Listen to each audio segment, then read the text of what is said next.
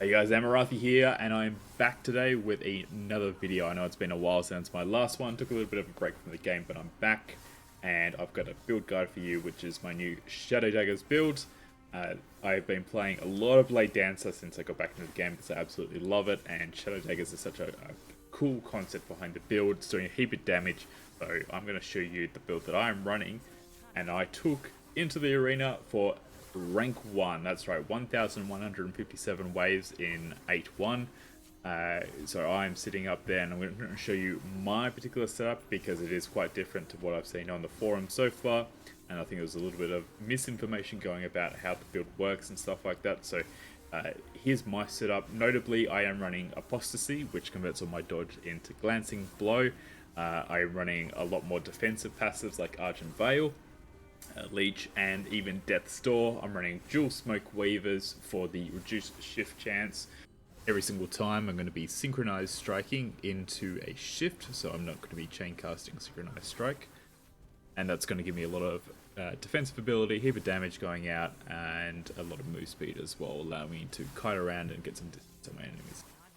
Now, I would strongly recommend getting 250% Shadow Daggers increased effect, but that is quite hard to come by as you'll need a tier 6 Exalted Face to go with that along with your idols. So, still completely viable underneath that at over 150%, but if you really want to push for the high arena rankings, you'll need 250%. Well, here's the setup, guys. It's got Synchronous Strike, Shift, Shurikens, Shadow Cascade, and Smoke Bomb. You won't be putting Shurikens on your bar or Shadow Cascade, so I've also got Lethal Mirage and Decoy on my actual bar, just for reference. I'm going to put most of the detail in the written guide of this version, but I'll just quickly glance over so you can see what they're looking like. A big choice of why I went for the dual Smoke Weavers is actually to stack up the armor. So within every shift, you're going to get 5 shurikens out, and that can stack on itself. So you can get up to 15 shurikens out at a time, and each one of those shurikens is going to increase your armor by 30%, so 450% total increased armor, which is why base armor is really important to the build and a huge defensive mechanism of it. So I'm usually sitting somewhere between 50 to 70% armor, depending on my setup. And then the other one is Smoke Bomb. So you can see here, I don't need the Glancing Blow or the additional Silver Shroud stacks. So I've just gone for the maximum Knives in the Dark, going for the duration, the radius and growth speed, and the starting area. So just putting a lot of value on the Smoke Bomb itself to deal damage rather than me, because when you get to those higher arena ranks, everything just hurts, and you want to create as much distance as possible, and this is going to put a huge slow as well as Armor Shred and Shadow Daggers, so it's going to be a big part of you being able to kill things from a distance.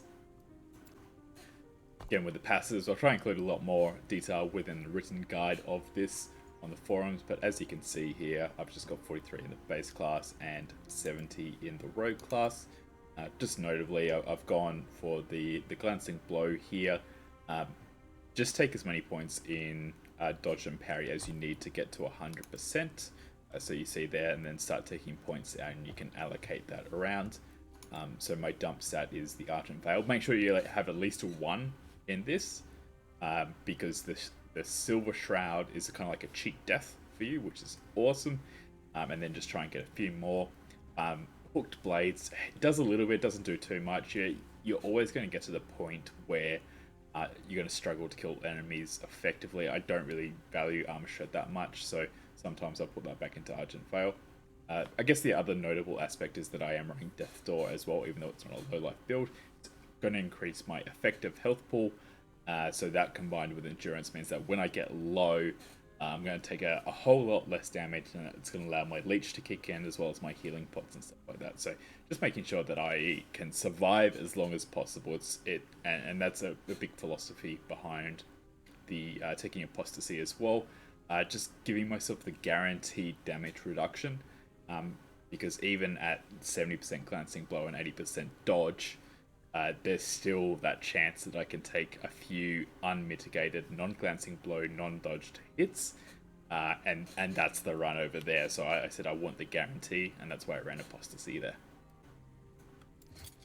Now I'll show you my item setup. I'll put in a build planner guide which shows you the minimum things you want to answer for, and then fill in your defensive affixes with avoidance and all your resistances, and then health where you can get it. But this is kind of my setup from what I got. You can see there I've got pretty nice Shadow Daggers idols.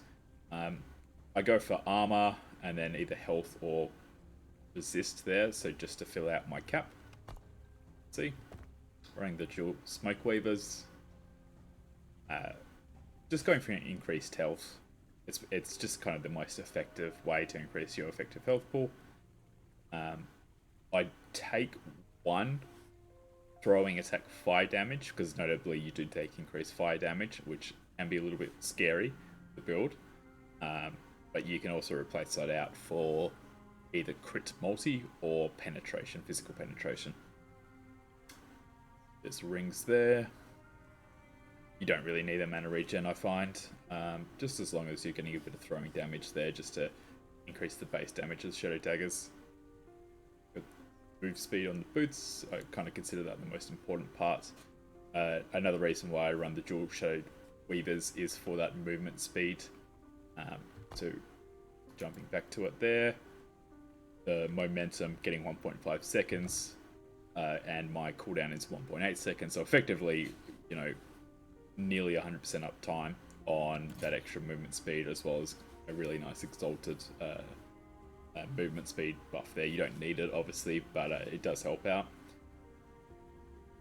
And then blessings is the final thing. So notably, I just go for health on the Black Sun. You can go for dodge as well, and that'll help with your glancing blow if you need it. Chance to gain 30 ward on hit, not that necessary. You can also go for mana. There's just really nothing good in ending the storm. All resist for Rain of Dragons, it's awesome. You can go for the critical strike avoidance, but all resist is the better value. Armor from Spirits of Fire, try and get as high as roll as you can. And physical resistance on Age of Winter. You can also just go for percentage armor as well. Well, there you go, guys. Thanks for listening in. If you got any further questions, just hit me up in the Last Epoch Discord. I usually sit within the rogue channels or generals, or just PM me directly and I'm happy to answer. Thanks, guys.